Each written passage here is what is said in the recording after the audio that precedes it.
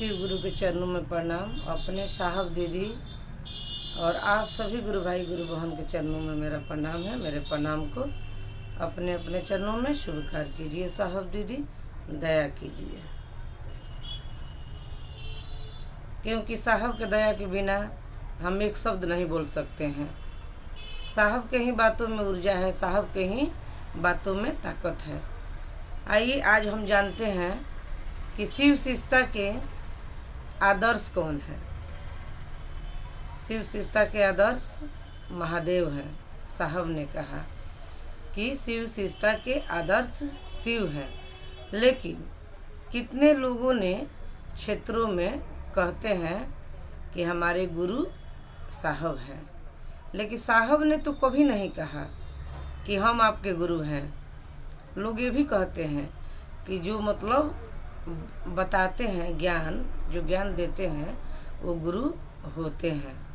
लेकिन साहब से जब कोई ये बात कहता था, साहब कहते थे कि नहीं नहीं, गुरु ही शिष्य के परिमार्जन करते हैं।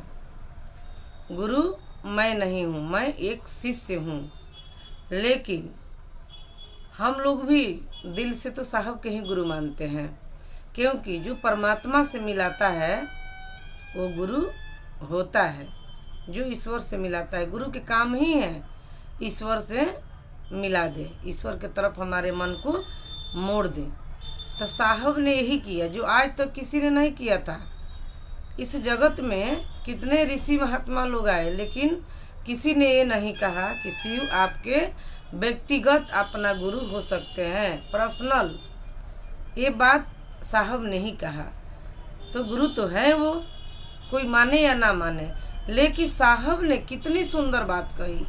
परमात्मा से जोड़े, शिव से जोड़े। कभी नहीं साहब ने कहा कि मैं शिव, मैं गुरु हूँ, कभी नहीं। लेकिन आज देखिए क्षेत्रों में साहब ने जाते जाते हम लोगों को बहुत कुछ समझा गए। हम लोग के आँख के पटल खोल दिए साहब कि आप लोग देखिएगा क्षेत्रों में जब मैं शरीर छोड़ दूंगा, ऐसे ऐसे लोगों के चेहरे से नकाब उतरेगा जो शिव के मुखौटा पहने हैं। आज तो मैं हूँ, तो आज अभी वो नहीं कुछ कहते हैं, लेकिन जिस दिन मैं शरीर छोड़ दूंगा उस दिन उनका असली चेहरा सामने आ ही जाएगा। और आज आ भी रहा है। कितने लोग सोच रहे हैं कि हमको लोग जाने, हमको मान सम्मान मिले, हम ही सब कुछ हैं। साहब को पीछे करना चाहते हैं। लेकिन एक बात को ध्यान दीजिएगा, साहब श्री हरिंद्रानंद को अगर आप पीछे कर दिए और खुद आगे हो गए तो आप शिव के शिष्टता में नहीं बढ़ सकते हैं। पैसा कमा सकते हैं, नाम कमा सकते हैं, व्यापार कर सकते हैं, लेकिन शिव के ओर नहीं बढ़ सकते हैं। ये मेरे साहब की वाणी है। साहब ने कहा मुझको छोड़ के भी नहीं चल सकते हैं और मुझको पकड़ के भी नहीं चल सकते हैं पूरी तरह से। मतलब महादेव को छोड़ दीजिए और साहब को पकड़ लीजिए, तभी नहीं होगा। हाँ, साहब रास्ता है और मंजिल महादेव है। तो बात तो साहब के ही चलेगी, आदेश तो साहब के ही चलेगी। आज गर्मी का समय है, तो जिज्ञासा आया है मैसेज कि मतलब कोई महा उत्सव नहीं करना है। लू के लेके लोगों की तबीयत बिगड़ रही है। अगर ज़्यादा आवश्यकता है तो किसी मंदिर में, धर्मशाला में या घर में आप कर सकते हैं, लेकिन बाहर शिव चर्चा नहीं कर सकते हैं। साप्ताहिक शिव चर्चा चलेगी। और मतलब ये छोटा मोटा जो कार्यक्रम है जो घर में भी हो सकता है, शादी ब्याह है तो लोग नहीं मानते हैं, तो इसको आप घर में कर सकते हैं 10 लोग 20 लोग के बीच में। लेकिन महा उत्सव नहीं होगा, क्योंकि साहब के आदेश है। आप अगर शिव के शिष्य हैं तो आपको शिव के परिधि में रहना पड़ेगा, शिव के अनुशासन में रहना पड़ेगा, क्योंकि जो अनुशासन में रहता है वही काम सुंदर करता है। हम लोग अक्सर कहते हैं चर्चाओं में कि इस काल खंड के प्रथम शिव शिष्य साहब श्री हरिंद्रानंद। प्रथम हम लोग इसलिए कहते हैं कि जिस काम की शुरुआत अच्छी होती है उसका अंत भी अच्छा होता है। तो साहब ने शुरुआत किया है, तो साहब के नाम से हम लोग शुरू करते हैं और साहब की दया होती है तो आगे हम लोग गुरु के कार्य में अच्छे से आगे बढ़ते हैं और आज चल भी रहे हैं। तो साहब कौन थे?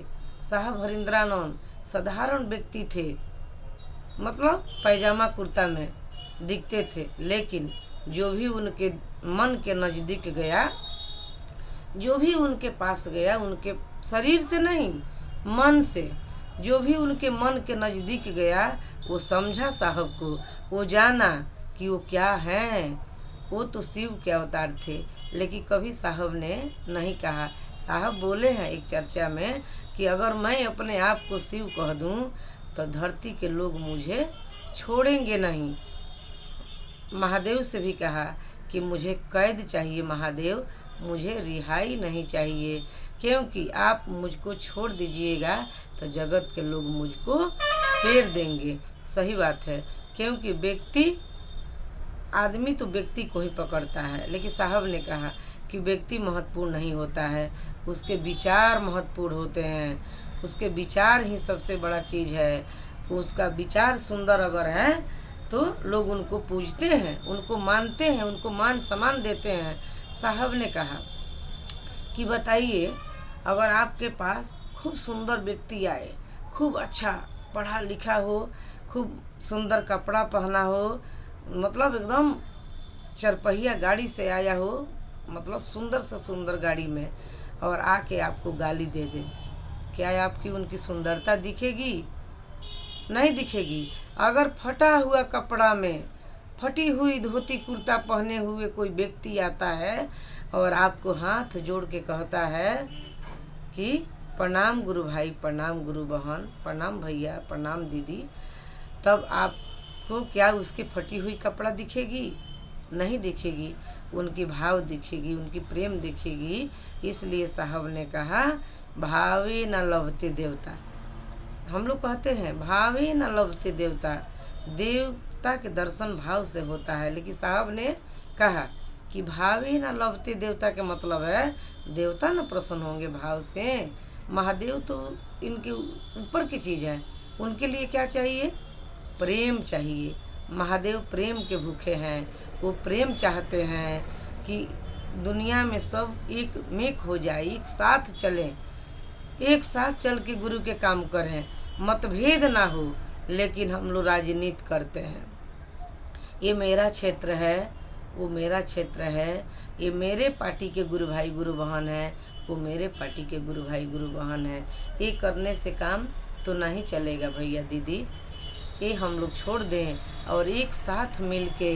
साहब ने कहा आओ चलें शिव के ओर। साहब ने कहा जिसने भी आवाज़ लगाई है ये उनकी दिल की आवाज़ है, ये एक एहसास है, एक दर्द है, एक अनुभूति है, इसको समझिए। आपने आवाज़ लगाई है या मैंने लगाई है, ये एक दिल की आवाज़ है, दूर तलक तो जाएगी। एक एक व्यक्ति के दिल में इसको उतारना है, कहना है कि आओ चलें शिव की ओर। साहब चाहते तो ये भी कह सकते थे कि जाओ शिव की ओर, लेकिन साहब ने नहीं कहा। साहब ने कहा कि आओ चलें शिव की ओर। हम भी चल रहे हैं, आप भी चलिए, साथ में हम लोग मिल के चलेंगे, मिल के काम करेंगे, तब परिणाम सुंदर होगा और हमारा और आपका घर भी सुंदर होगा, परिवार भी सुंदर होगा। आज शिव के गुरु मानने से एक चीज़ समझ में आ गया है कि कोई चीज़ हमारे आपके ऊपर भारी नहीं पड़ता है, महादेव के सिवा। महादेव ही भारी हैं, हर काम में महादेव महादेव हम लोग करते हैं और सारा काम हम लोग को आसानी से हो जाता है, काम भारी नहीं पड़ता है।